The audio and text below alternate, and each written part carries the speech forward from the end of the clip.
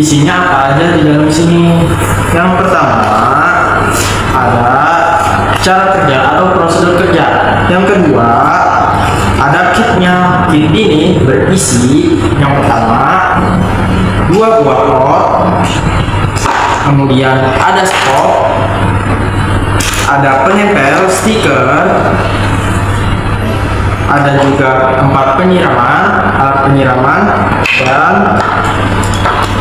benihnya. Kemudian juga ada penempel stiker.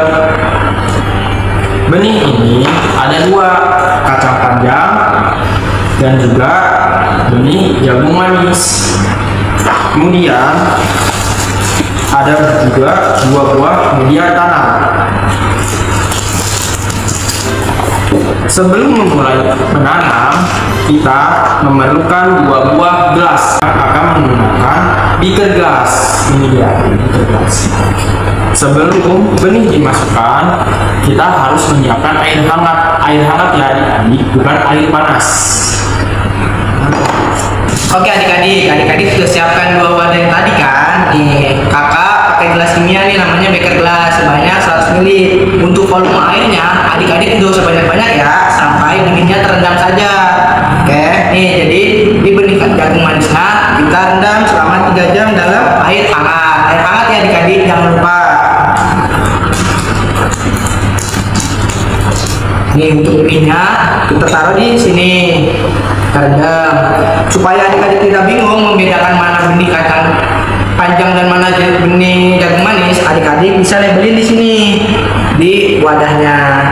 Oke, ini benih kacang panjangnya kita rendam juga sama kayak benih jagung manis.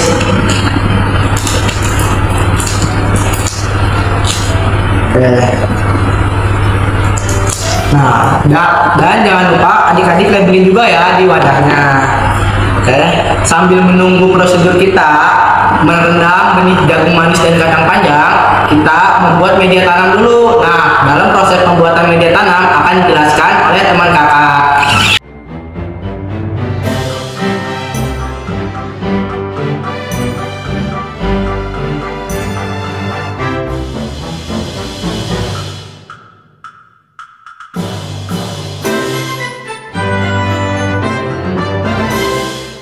Sambil menunggu benihnya direndam, kita persiapkan benih tanamnya.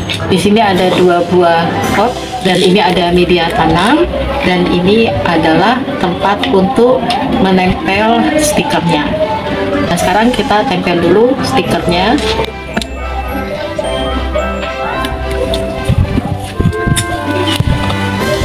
Ini. Dan ini untuk stiker jagung manis.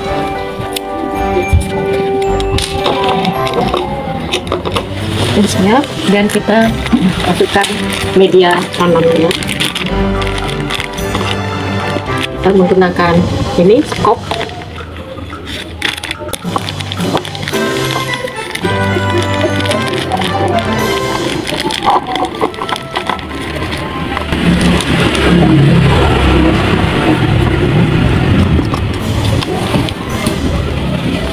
Masukkan media tanam untuk 2 buah pot ya adik-adik. Makasih.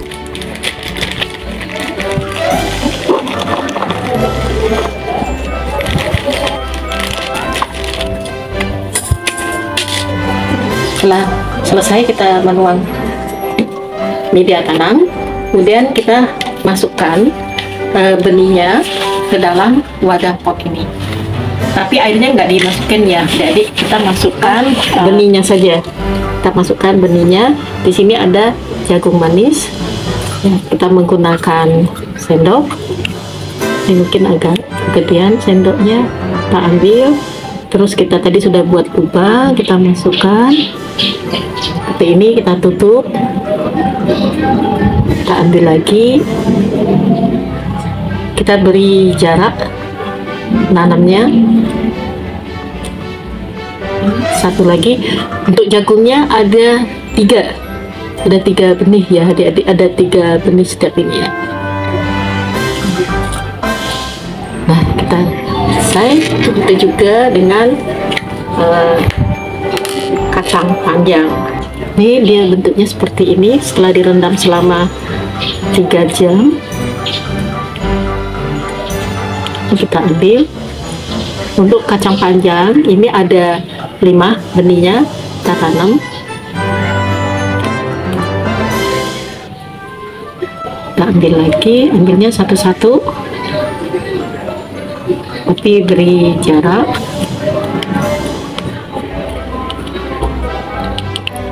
Dan ambil lagi.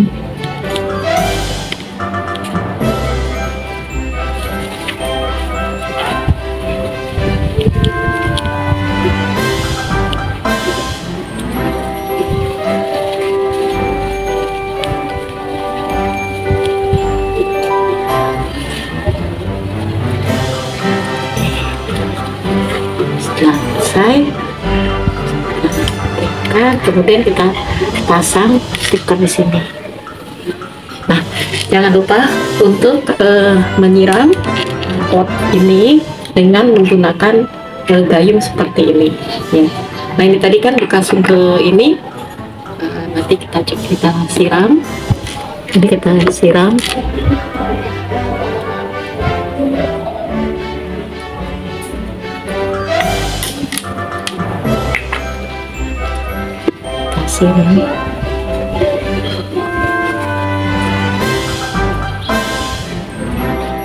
Kita tunggu selama 1 minggu.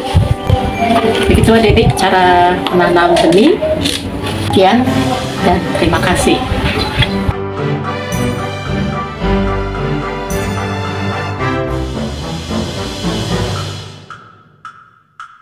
Halo adik-adik, selamat siang semuanya. Alhamdulillah kita ketemu lagi di Cilik Indonesia dalam keadaan sehat walafiat. Adik-adik pernah jalan-jalan kan? Saat keluar rumah, adik-adik melihat tanaman yang ada di pekarangan. Kemudian kalau adik-adik jalan terus, akan melihat hamparan sawah yang menghijau dan beberapa tumbuhan lain yang ada di kebun atau di lapangan. Tumbuhan yang adik lihat, ada yang tumbuh tinggi, ada yang tumbuh rendah, lalu juga ada yang mempunyai daun kecil, lebar, serta buah yang berbeda.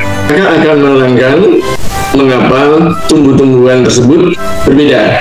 Sekarang adik-adik perhatikan, di dalam tumbuh-tumbuhan ada apa saja. Kalau adik lihat yang di atas tanah, pertama kali adik melihat ada batang, lalu ada daun, kemudian ada bunga, kemudian ada buah. Masih ada satu lagi dari tumbuh-tumbuhan, yaitu akar. Akar ini biasanya tidak kelihatan karena berada di bawah tanah. Sedangkan batang, buah, daun, dan bunga ini berada di atas tanah. Kakak akan menerangkan tumbuhan yang berasal dari biji buah. Biji buah dari tumbuhan terbagi dalam 2 jenis, yaitu monokotil dan dikotil. Pada dasarnya, monokotil itu mempunyai 1 kotiledon, sedangkan untuk dikotil itu mempunyai 2 kotiledon. Kotiledon dikenal sebagai daun tembaga, merupakan bakal daun yang terdapat dalam embrio biji tumbuhan dan berfungsi sebagai cadangan makanan bagi embrio yang baru mulai berkecambah. Lalu apa saja yang ada di dalam biji monokotil dan dikotil? Mari kita lihat. Pada dasarnya semuanya hampir sama, yaitu dua-duanya mempunyai kulit biji.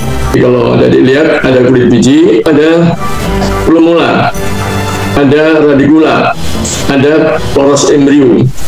Plumula itu nanti calon daun, sedangkan radicula itu nanti calon akar. Kalau kotiledon tadi sudah kakak terangkan, yaitu cadangan makanan. Kemudian poros embrio itu berada di antara plumula dan radicula. Lalu yang agak beda itu pada monokotil. Pada biji monokotil itu ada endosperm. Jadi endosperm ini nanti bisa berupa jaringan padat, bisa berupa cairan. Dan ini juga merupakan cadangan makanan nanti untuk bakal tumbuhan. Sekarang kakak akan menerangkan bagaimana cara biji tersebut mulai tumbuh menjadi kecambah dan akhirnya tumbuh menjadi pohon. Sekarang kalau kita lihat untuk yang monokotil dulu. Untuk biji monokotil tadi kita lihat kandungannya ada beberapa, yaitu ada plomula, ada radicula, ada porus embryo, ada endosperm, ada cotyledon ya. Itu untuk biji yang monokotil. Lalu bagaimana cara dia berkecambah? Jadi mula-mula kalau kita punya biji monokotil seperti ini, itu kita tanam di media tanam atau di tanah biasa ya. Mula-mula yang keluar dari biji monokotil ini adalah akar. Akar pertama itu keluar radicula ini. Kemudian plomula, itu pucuk pertama, itu akan keluar. Kalau radicula itu arahnya ke bawah, kalau plomula itu arahnya ke atas. Plomula yang muncul ke atas itu nanti akan menjadi calon daun. Jadi seperti ini. Jadi akar yang menuju ke bawah, jadi radicula tadi akan tumbuh terus ya. Lalu dari akar tadi akan tumbuh rambut-rambut, plomulanya akan menjadi batang dan daun akhirnya seperti ini. Ini adalah cara dari dikotil menjadi kecambah. Ada dilihat bahwa di dalam dikotil ini cotyledonnya itu masih tetap posisinya, jadi tidak berubah. Kalau ada dilihat seperti ini. Ini yang paling sederhana sendiri. Jadi kalau ada adik nanam biji monokotil, itu pertama kali keluar akar, lalu akarnya nambah, baru keluar calon daun. Lalu seperti ini, calon daunnya mekar menjadi tumbuhan seperti ini. Ini adalah tumbuhan monokotil. Tumbuhan monokotil itu apa saja? Contohnya adalah jagung. Jadi mula-mula buah biji, lalu dari kecambah, lalu jadi tanaman, lalu ada bunganya, ada buah yang kecil, ya akhirnya buahnya menjadi besar seperti ini. Lalu yang adik makan, ini adalah jagungnya, yang ada tongkolnya. Kemudian juga kelapa. Adik-adik pernah makan kelapa muda kan? Juga merupakan tumbuhan monokotil.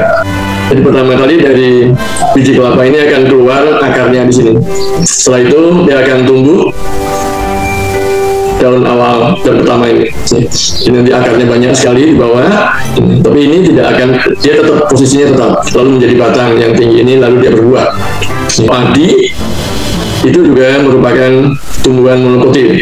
Jadi padi kalau kita tanam itu pertama kali juga keluar akar, lalu keluar daunnya. Tapi ada perbedaan ya, pada saat padi ini akarnya mulai banyak, maka batang yang ke atas ini beranak, tidak satu saja, tapi nunggu anaknya. Ya, karena itu kalau padi kita nanam satu bulir, itu nanti akan menjadi beberapa batang padi karena dia punya anak. Kalau kelapa enggak, kalau kelapa satu gitu saja ya. Lalu jagung juga batangnya hanya satu, tapi buahnya nanti banyak. Kalau padi satu batang dia punya anak, itu untuk padi. Ada lagi, yaitu kalau adik-adik pernah melihat buah naga yang warnanya merah ya. Kalau adik-adik suka nanam, itu ada bunga anggrek. Bunga anggrek itu juga merupakan tanaman yang monokotil. Kalau adik pernah ke dapur melihat ada bawang merah, ada bawang putih ya, itu juga merupakan tanaman monokotil. Bagaimana kalau untuk yang dikotil menjadi pohon? Untuk dikotil tadi kita lihat isinya juga ada plomula, ada radicula, ada porus embryo, lalu ada cotyledon. Kalau biji dikotil tadi kita tanam, ya, akan menjadi akar. Jadi akarnya setelah banyak serabutnya, maka cotyledonnya itu oleh dikotil atau tadi kita katakan sebagai porus embryo itu ngangkat. Cotyledonnya itu diangkat ke atas sampai keluar. Setelah tinggi, maka cotyledonnya itu membuka, plomulanya akan menjadi daun yang pertama. Akhirnya seperti ini. Untuk dikotil, ya, itu cotyledonnya diangkat, sedangkan kalau monokotil tadi enggak. Itu bedanya dikotil sama monokotil. Apa saja sih tanaman yang dikotil? Lihat kacang tanah. Jadi kadang tanah, kenapa disebut kadang tanah? Karena bijinya ini itu setelah keluar lalu menunjam di tanah, jadi di dalam tanah. Karena itu dikatakan kacang tanah. Kemudian ada kacang merah, bijinya tetap di atas, buahnya panjang-panjang, ada bijinya, letaknya di atas tanah. Kemudian kacang kedelai. Kedelai itu cikal bakalnya kalau adik makan tempe atau tahu itu berasal dari kedelai. Kalau makan buah belimbing kan, buah belimbing juga berasal dari dikotil. Semangka. Kalau makan durian, ya ada yang nggak suka durian kan, baunya katanya padahal enak loh dia. Kemudian alpukat, kakak juga suka kok makan alpukat. Lalu jeruk ini nanti ada yang rasanya asam, ada yang manis, ada yang seger gitu ya. Kemudian manggis, jadi buah manggis itu kadang-kadang untuk tebak-tebakan, tebak-tebakan isinya di dalamnya ada berapa gitu. Lalu kalau adik pernah ke dapur atau ke supermarket melihat paprika itu pedes ya, seperti cabai. Ada yang warnanya kuning, ada yang warnanya hijau, ada yang warnanya merah. Itu paprika. Lihat secara garis besar perbedaan tumbuhan dikotil dan monokotil.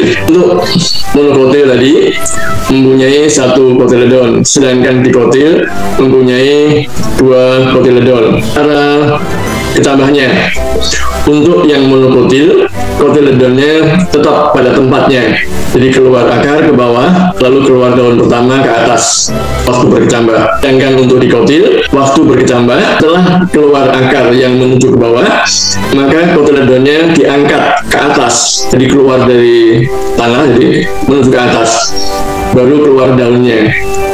Jadi perbedaannya, kalau monokotil itu kotiledonnya posisinya tetap di bawah tanah, tapi kalau dikotil kotiledonnya diangkat ke atas tanah untuk kecambahnya.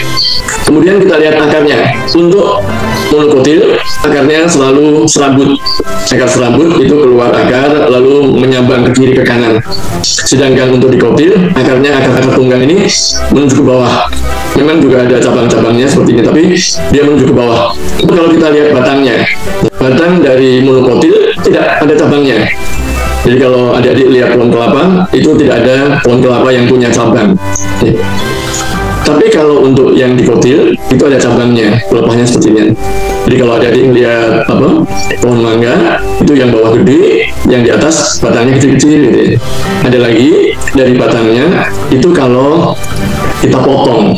Maka untuk yang monokotil acak, nggak karuan tempatnya, posisinya sembarangan aja. Ini adalah yang dipergunakan untuk menyalurkan air dari bawah ke atas. Tetapi kalau untuk yang dikotil itu teratur. Jadi aturan yang ada di dikotil ini nanti yang akan bisa menerangkan umurnya pohon dikotil ini sudah berapa lama. Karena pertumbuhan dari berkas pembuluhnya ini setiap musim berubah, ada yang besar lalu ada yang kecil seperti itu.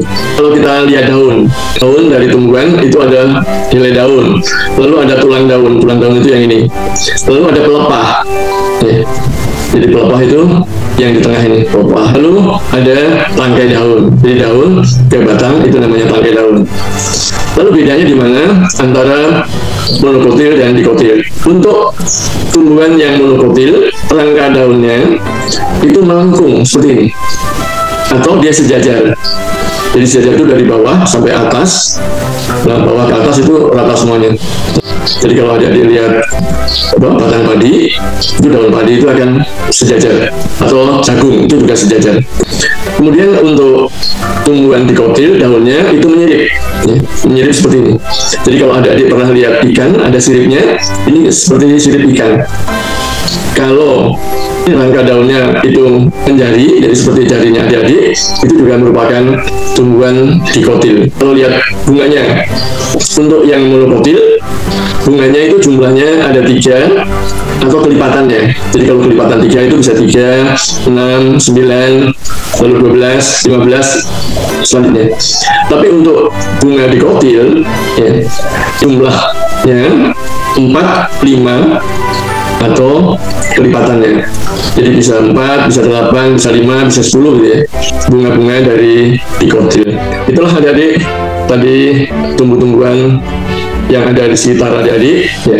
Bagaimana cara dia tumbuh ya, dari biji menjadi tumbuhan yang adik-adik lihat di pekarangan, di sawah, atau di lapangan, atau di hutan ya, atau di pekarangan. Jadi itu tadi adalah bagaimana cara suatu tumbuh-tumbuhan tumbuh dari mulai biji sampai dia menjadi batang tumbuhan yang adik-adik lihat di atas tanah ya.